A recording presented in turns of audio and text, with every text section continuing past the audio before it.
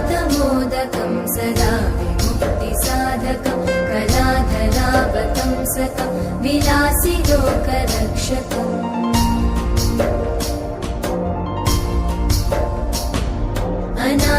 अनायकैकनायकं विनाशिते भदैत्यकं नताशुभाशुनाशकं नमामि तं विनायकम्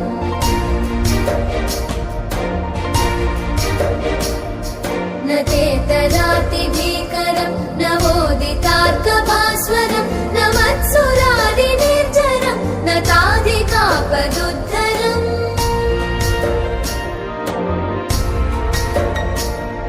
सुरेश्वरं निधीश्वरं गजेश्वरं गणेश्वरं महेश्वरं तमाश्रये परात्परं निरन्तरम्